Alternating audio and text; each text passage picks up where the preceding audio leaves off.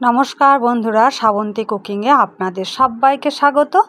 আজকের রেসিপি কাঁচা আমের টক ঝাল মিষ্টি স্বাদের আমসত্ত্ব। আমগুলো দেখুন, আমাদের কিন্তু বাড়ির গাছের। আমসত্ত্ব করার জন্য এখানে 5টি আম নেওয়া হয়েছে। আমের এখন খোসাগুলো ছাড়িয়ে নেব। দেখুন, এইভাবে আমি আমের খোসাগুলো ছাড়িয়ে নিয়েছি। এখন আমগুলো 4 ভাগে কেটে নেব। আর আমের যে আটির অংশ কাঁই, সেটা আমি কিন্তু ফেলে দিয়েছি। দেখুন, এরকম ফালি করে আমি আমগুলো কেটে নিয়েছি। আপনারা চাইলে আরও ছোট ছোট করে কেটে নিতে পারেন। একটা পাত্রে জল নিয়েছি। এখন আমি আমগুলো দিয়ে দেব। সবগুলো আম দেওয়া হয়ে গেছে। এখন আমি আমগুলোকে সিদ্ধ করে নেব। আমগুলো সিদ্ধ হতে থাক, ততক্ষণে আমি একটা মশলা করে নেব। মশলার জন্য নেওয়া হয়েছে শুকনো লঙ্কা, জিরে, মৌরি। আমি এখানে 1 চামচ জিরে, 1 চামচ মৌরি নিয়েছি। আপনারা আমের পরিমাণ কম বেশি থাকলে মশলা বাড়িয়ে কমিয়ে নিতে পারেন। একটা কড়াই বসিয়ে দিয়েছি। কড়াইয়ে এখন প্রথমে দিয়ে দেব শুকনো লঙ্কা। লঙ্কাটা একটু ভাজতে টাইম লাগে, ওই জন্য আমি লঙ্কাটা আগে দিয়েছি। লঙ্কাটা একটু ভাজা ভাজা হয়ে এলে এখন আমি দিয়ে দেব জিরে ও মৌরি। জিরে ও মৌরি, লঙ্কা সমস্ত উপকরণ আমি ভালোভাবে আরও কিছুক্ষণের জন্য নাড়াচাড়া করে ভালোভাবে ভেজে নেব। মশলাগুলো ভাজা হয়ে গেছে। এখন আমি মশলাগুলো ঠান্ডা করে নেওয়ার পর গুঁড়ো করে নেব। আমগুলো দেওয়ার পর একবারও নাড়াচাড়া করা হয়নি, ওই জন্য আমগুলোকে আমি একটু উপর নিচে করে দেব, তাহলে সিদ্ধটা আরও একটু ভালোভাবে হয়ে আসবে।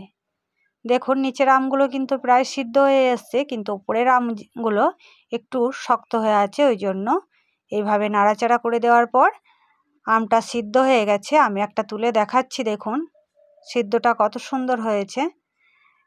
এখন আমি আমটাকে পেস্ট করে নেব। আমগুলো এইভাবে তুলে নেব। এখন আমের যে সিদ্ধ করা জল, সেই জলটা একটু দিয়ে দিলাম। এখানে আমি অন্য কোনো জলের ব্যবহার করলাম না। আমগুলো দেখুন সুন্দরভাবে পেস্ট হয়ে গেছে। এখানে যে সিদ্ধ করা জলটা আছে, ওটা একটু আমের পেস্ট করার সময় দিয়েছি, আর বাকিটুকু দেখুন আমি এখন পেস্টটাকে মিশিয়ে ভালোভাবে গুলে নেব। সিদ্ধ করা আমের জল, এটা কিন্তু ফেলার দরকার নেই, এইভাবে আপনারা কাজে লাগাতে পারবেন। বন্ধুরা দেখুন, ভালোভাবে জলের সাথে মিশে গেছে। এখন আমি একটা কড়াইয়ের মধ্যে, আমি আমার সুবিধার জন্য একবারে কড়াইয়ের মধ্যে এটা ছেঁকে নিচ্ছি। একটা ছাঁকনির মধ্যে দিয়ে এইভাবে ভালো করে ছেঁকে নেব। ভালো সুন্দর আমসত্ত্ব যদি আপনারা করতে চান, অবশ্যই কিন্তু এইভাবে ছেঁকে নেওয়া দরকার।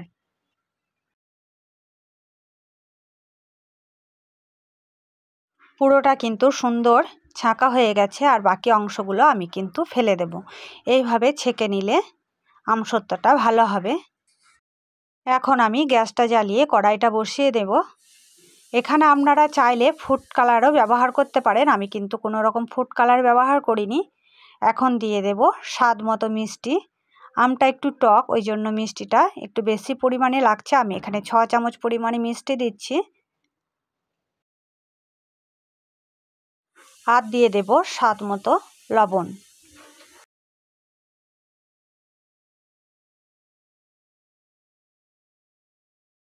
এখন আমি 5 থেকে 7 মিনিট ভালোভাবে নাড়াচাড়া করে এটাকে ফুটিয়ে নেব। আপনারা যদি এখানে একটু ফুড কালার ব্যবহার করেন, তাহলে কিন্তু আমসত্ত্বটা দেখতে খুব সুন্দর লাগে। আমার কালারটা কিন্তু সেরকম আসেনি, আমি যেহেতু ফুড কালার দিইনি। দেখুন, খুব ভালোভাবে 5 থেকে 7 মিনিট ফুটিয়ে নিয়েছি। এখন গ্রেভিটা ঠিক পাতলাই আছে। আমি আপনাদের তুলে দেখাচ্ছি, দেখুন, দেখলেই আপনারা বুঝতে পারবেন। এখানে আমি 2টো থালা নিয়ে নিয়েছি। এখন দিয়ে দেব কিছুটা পরিমাণে সরষের তেল। তেল দিয়ে ভালো করে থালাতে মাখিয়ে দেব। এইভাবে পুরো থালাতে তেলটা লাগিয়ে দেব। আর আপনাদের গ্রেভিটা একটু তুলে দেখাচ্ছি, দেখুন কেমন হয়েছে।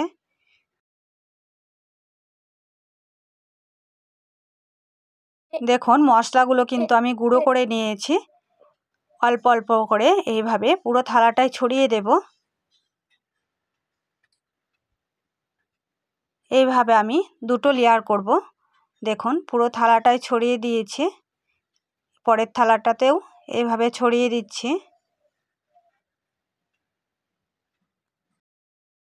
এখন দিয়ে দেব আমের যে গ্রেভি সেটা, এতে একটু দিলাম আর পরেরটাতেও একটু দিলাম। আপনারা চাইলে যদি মোটা লেয়ার করতে চান তাহলে কিন্তু অনেকটা পরিমাণে দেবেন। আমি অল্প অল্প করে দিলাম, তাহলে শুকাতে সুবিধা হবে, একদিনে পুরোটা শুকিয়ে যাবে। আর যদি মোটা লেয়ার করতে চান তাহলে কিন্তু শুকানোর জন্য 2 দিন টাইম লাগবে। থালাটা একটু ভালোভাবে নাড়াচাড়া করে নিলাম। দেখুন আবার কিন্তু আমি উপর থেকে মশলা লঙ্কার যে গুঁড়ো সেটা কিন্তু এইভাবে দিয়ে দিলাম। দুটো থালাতেই আমি কিন্তু এগুলো আবার একইভাবে ছড়িয়ে দেব। এখন আমি থালাটা তুলে নিয়ে রোদের মধ্যে দিয়ে দেব। আমি কিন্তু একটু পাতলা করে দিয়েছি, এটা কিন্তু আমার একদিনেই শুকিয়ে যাবে। আপনারা যদি মোটা করে দেন অবশ্যই 2 দিন রোদে দেবেন। বিকেল দিকে দেখুন আমি থালাটা তুলে নিয়েছি। আমসত্ত্বটা কেমন হয়েছে আপনাদের দেখাচ্ছি। দেখুন পুরোটা শুকিয়ে গেছে, হাতে কিন্তু কোনো রকম লাগছে না। আপনাদের একটু তুলে দেখাচ্ছি, দেখুন কত সহজে উঠে আসছে। আপনারা চাইলে এটাকে পিস পিস করেও রেখে দিতে পারেন, আবার রোল করেও রেখে দিতে পারেন। আমি একটা ছুরির সাহায্যে কেটে নিচ্ছি। এক সাইড থেকে তুলে নিয়ে আমি কিন্তু আমসত্ত্বটাকে রোল করে নেব। আপনারা দেখেই বুঝতে পারছেন আমসত্ত্বটা কত সুন্দর হয়েছে। এইভাবে আপনারা যদি পাতলা করে থালের মধ্যে ঢেলে দেন তাহলে কিন্তু এক রোদেই আমসত্ত্বটা শুকিয়ে যাবে। দেখুন বন্ধুরা, আপনারা দেখে বুঝতে পারছেন কত সুন্দর হয়েছে। আমি একটা প্লেটের মধ্যে তুলে নিচ্ছি। বাকি যে একটা থালা আছে সেটা আমি আপনাদের তুলে দেখাচ্ছি। দেখুন কেমন হয়েছে, একদম পাঁপড়ের মতো কিন্তু উঠে চলে আসছে। এরকম পাতলা আমসত্ত্ব তৈরি করার জন্য আপনারা অবশ্যই পাতলাভাবে থালের মধ্যে ঢেলে দেবেন, তাহলে কিন্তু এক রোদেই পুরোটা শুকিয়ে যাবে এবং আমসত্ত্বটাও খুব ভালো হবে। আজকের রেসিপি আপনাদের কেমন লাগলো অবশ্যই জানাবেন। ভিডিওটা যদি ভালো লাগে অবশ্যই লাইক কমেন্ট শেয়ার করবেন ও চ্যানেলটিকে সাবস্ক্রাইব করবেন।